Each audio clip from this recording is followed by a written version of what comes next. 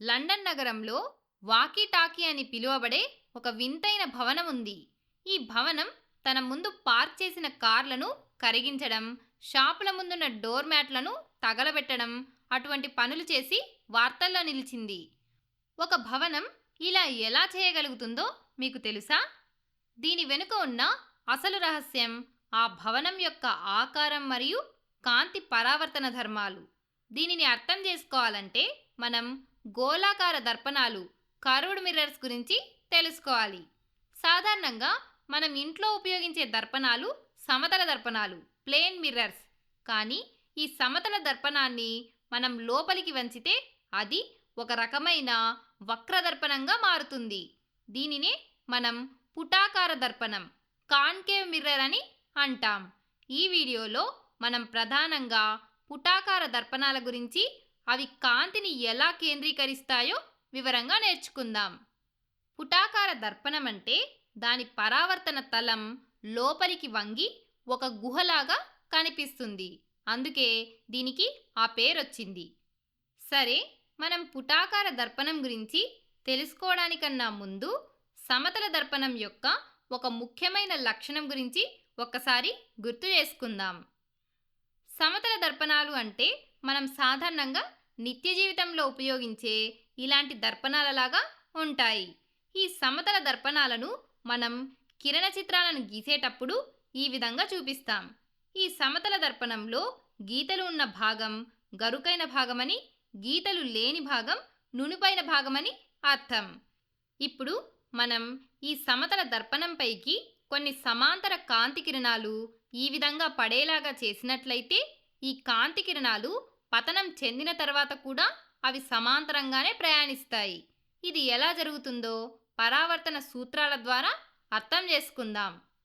పరావర్తన సూత్రం ప్రకారం పతన కోణం ఎల్లప్పుడూ పరావర్తన కోణానికి సమానంగా ఉంటుంది. అంటే angle of incidence I equal to angle of reflection R అవుతుంది. కాబట్టి ఇక్కడ మనం పతన కోణం మరియు పరావర్తన కోణంను తెలుసుకోవడానికి దర్పణ ఉపరితలంపై పతన కిరణం ఎక్కడైతే తాకుతుందో ఆ బిందువు వద్ద ఒక లంబంని గీద్దాం. సరే, ఇప్పుడు మనం లంబాన్ని గీసాం. ఇప్పుడు మనం పతన కోణాన్ని, పరావర్తన కోణాన్ని కనుక్కోవడానికి ప్రయత్నిద్దాం. లంబం మరియు పతన కిరణం మధ్య ఉన్న కోణం పతన కోణం అవుతుంది. అదేవిధంగా లంబం మరియు పరావర్తన కోణానికి మధ్య ఉన్నటువంటి కోణం పరావర్తన కోణం అవుతుంది.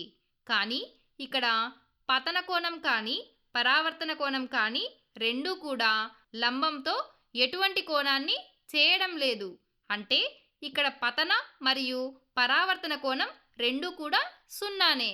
అంటే ఇక్కడ సమతల దర్పణంపై పడిన ఈ సమాంతర కిరణాలన్నీ అదే మార్గంలో ఈ విధంగా వెనక్కి వస్తాయన్నమాట. కనుక సమతల దర్పణంపై పడే అన్ని సమాంతర కిరణాలు పరావర్తనం తర్వాత కూడా తమ సమాంతర స్వభావాన్ని కోల్పోవు. కానీ పుటాకార దర్పణం విషయంలో ఇది పూర్తిగా భిన్నంగా ఉంటుంది. మొదట పుటాకార దర్పణం ఎలా ఉంటుందో ఒకసారి ఊహించండి. మన ఇంట్లో ఉండే గరిట లోపలి భాగం ఒక పుటాకార దర్పణానికి ఉత్తమ ఉదాహరణ. దీని పరావర్తన తలం లోపలికి వంగి ఉంటుంది. అందుకే వీటిని కాన్కేవ్ మిర్రర్, పుటాకార దర్పణం అని అంటాం. మనం కిరణ చిత్రాలను గీసేటప్పుడు పుటాకార దర్పణంను ఈ విధంగా చూపిస్తాం.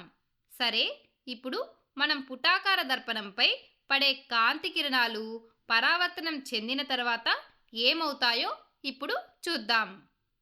మనం ఇంతకుముందు సమతల దర్పణం తీసుకొని దానిపైకి కొన్ని సమాంతర కాంతి కిరణాలను పతనం చెందించినప్పుడు ఆ కిరణాలన్నీ తిరిగి సమాంతరంగా పరావర్తనం చెందాయి.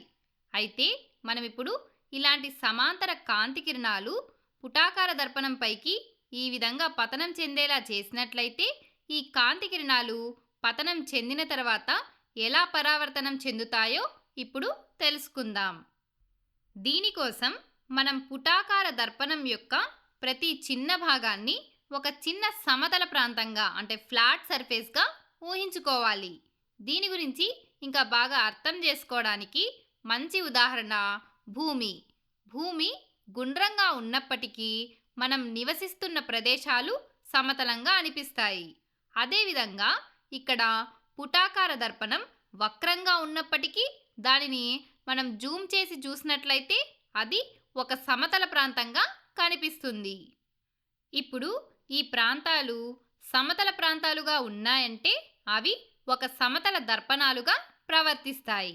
కాబట్టి ఇప్పుడు మనం వీటికి లంబంను గీసినట్లయితే మనం సులభంగా పరావర్తన కిరణాలు ఏ దిశలో వెళ్తాయో తెలుసుకోవచ్చు.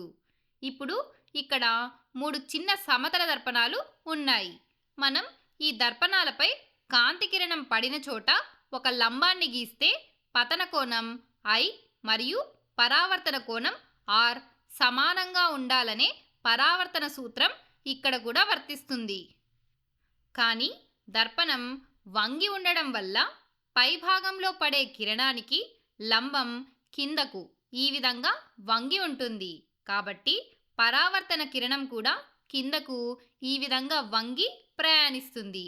అదేవిధంగా కింది భాగంలో ఉండే కిరణం పైకి వంగి ప్రయాణిస్తుంది. ఇంకా మీరు దర్పణం మధ్య భాగంలో ఉన్న ఈ లంబాన్ని గమనిస్తే అది పతన కిరణం వెంబడే ప్రయాణిస్తోంది. కాబట్టి ఇక్కడ పతన కోణం 0 అవుతుంది. మనకు తెలుసు కదా, పరావర్తన సూత్రం ప్రకారం పతన కోణం ఈక్వల్స్ టు పరావర్తన కోణం. కాబట్టి పతన కోణం 0 అయితే పరావర్తన కోణం కూడా 0 అవుతుంది. అంటే ఇక్కడ పరావర్తన కిరణం తిరిగి అదే మార్గంలో వెనక్కి ప్రయాణిస్తుంది. ఇప్పుడు మనం ఈ 3 రకాల కాంతి కిరణాలను గమనిస్తే పరావర్తనం చెందిన తర్వాత అవి ఒకే దిశలో వెళ్ళడం లేదు. ఇలా ఎందుకు జరుగుతుందంటే వక్రంగా ఉన్న తలంపై ప్రతి బిందువు వద్ద లంబం వేర్వేరు దిశల్లో ఉంటుంది. దీనివల్ల పరావర్తన సూత్రం ప్రకారం కిరణాలు వేర్వేరు కోణాల్లో పరావర్తనం చెందుతాయి. ఇలా పరావర్తనం చెందిన కిరణాలన్నీ ఒకచోట కలుసుకుంటాయి. పుటాకార దర్పణం యొక్క ఈ ప్రత్యేక ధర్మం వల్ల అనంత దూరం నుండి వచ్చే సమాంతర కాంతి కిరణాలన్నీ అంటే ఇలాంటి కిరణాలన్నీ పరావర్తనం చెంది ఒక నిర్ణీత బిందువు వద్ద కేంద్రీకరించబడతాయి. ఈ విధంగా కిరణాలన్నీ ఒకే చోట కేంద్రీకృతం కావడాన్ని మనం అభిసరణం కాన్వర్జెన్స్ అని అంటాం. అందుకే పుటాకార దర్పణాన్ని అభిసరణ దర్పణం అని కూడా అంటాము. ఈ కిరణాలన్నీ కలిసే ఆ ప్రత్యేక బిందువునే మనం నాభి ఫోకస్ అని అంటాం. దీనిని క్యాపిటల్ Fతో సూచిస్తాం. ఇప్పుడు మనం అసలు సమస్యకు వద్దాం. అసలు ఈ వాకీటాకీ భవనం ఎందుకు వస్తువులను తగలబెడుతోంది? ఎందుకంటే ఈ భవనం అద్దాలతో నిర్మించబడింది. మనకు తెలుసు కదా, అద్దాలు కాంతిని పరావర్తనం చెందిస్తాయి. ఇంత పెద్ద భవనం నుండి ఇన్ని అద్దాలు కాంతిని పరావర్తనం చేస్తే దానివల్ల ఖచ్చితంగా పెద్ద నష్టమే జరుగుతుంది. అంతేకాకుండా ఈ భవనం యొక్క ముందు భాగం పుటాకారంలో అంటే కాన్కేవ్ షేప్లో ఉంది. కాబట్టి ఇది ఒక పుటాకార దర్పణంలాగా పనిచేస్తుంది. ఈ విధంగా పుటాకార దర్పణంలా ఉన్న భవనం మీదకు సూర్యుని నుండి వచ్చే కాంతి కిరణాలు పడినప్పుడు ఏం జరుగుతుందో ఇప్పుడు మనం తెలుసుకుందాం. సూర్యుడు మనకు చాలా దూరంలో ఉన్నాడు. కాబట్టి సూర్యుని నుండి వచ్చే కాంతి కిరణాలను మనం సమాంతర కిరణాలుగా భావించవచ్చు. ఈ కిరణాలు భవనం యొక్క గాజు తలంపై పడి పరావర్తనం చెందినప్పుడు అవన్నీ భవనం ముందున్న ఒక నిర్దిష్ట బిందువు ఫోకస్ వద్ద కేంద్రీకరించబడతాయి. సూర్యరశ్మి అంతా ఒకే చిన్న బిందువు వద్ద కేంద్రీకృతం కావడం వల్ల అక్కడ విపరీతమైన ఉష్ణోగ్రత మరియు కాంతి తీవ్రత పెరుగుతాయి. ఈ అత్యధిక ఉష్ణోగ్రత వల్ల ఆ బిందువు వద్ద ఉన్న డోర్ మ్యాట్లు కానీ కార్ల ప్లాస్టిక్ భాగాలు కానీ కాలిపోతాయి లేదా కరిగిపోతాయి. మనం ఇంతకుముందు నేర్చుకున్న నాభి ఫోకస్ అనే భావనకు ఇది ప్రత్యక్ష ఉదాహరణ. ఇక్కడ భవనం ఒక భారీ పుటాకార దర్పణంలాగా పనిచేసి సూర్యరశ్మిని ఒకే చోట కేంద్రీకరిస్తోంది. ఇక్కడ మీకు ఒక సందేహం రావచ్చు, సూర్యకిరణాలు నిజంగా సమాంతరంగానే ఉంటాయా అని. నిజానికి సూర్యుని నుండి కిరణాలు అన్ని దిశల్లోనూ ఈ విధంగా వ్యాప్తి చెందుతాయి. ఇప్పుడు మనం ఇక్కడ సూర్యునికి దగ్గరగా ఒక పుటాకార దర్పణాన్ని ఉంచామని అనుకోండి. అప్పుడు దర్పణంపై పడే కిరణాలు ఒకదానికొకటి దూరంగా వెళ్తున్నట్లు మనకు స్పష్టంగా కనిపిస్తాయి. అదే దర్పణాన్ని సూర్యుని నుండి చాలా దూరంలో ఉంచినప్పుడు ఏం జరుగుతుందో గమనించండి. దూరం పెరిగే కొద్దీ దర్పణం గ్రహించే కాంతి కిరణాల మధ్య కోణం క్రమంగా తగ్గుతుంది. మీరు ఆ దర్పణంపై పడే రెండు కిరణాలను మాత్రమే గమనిస్తే అవి దాదాపుగా ఒకదానికొకటి సమాంతరంగా ఉన్నట్లు కనిపిస్తాయి. అవి ఒకే బిందువు నుండి వస్తున్నప్పటికీ దూరం వల్ల వాటి మధ్య విచలనం తగ్గిపోతుంది. దీని నుండి మనం ఒక ముఖ్యమైన విషయాన్ని అర్థం చేసుకోవచ్చు. కాంతి జనకానికి అంటే సోర్స్కి మరియు దర్పణానికి మధ్య ఉన్న దూరం ఆ దర్పణం యొక్క పరిమాణం కంటే చాలా ఎక్కువగా ఉన్నప్పుడు ఆ కిరణాలను మనం సమాంతర కిరణాలుగా భావించవచ్చు. ఇక్కడ సూర్యకిరణాల విషయంలో కూడా అదే జరుగుతుంది. సూర్యుడు భూమి కంటే ఎంతో పెద్దదైనప్పటికీ భూమికి మరియు సూర్యునికి మధ్య ఉన్నటువంటి దూరం కొన్ని కోట్ల కిలోమీటర్లు. ఈ భారీ దూరంతో పోలిస్తే మన భూమి లేదా మనం ఉపయోగించే దర్పణం చాలా చిన్న చుక్క లాంటిది.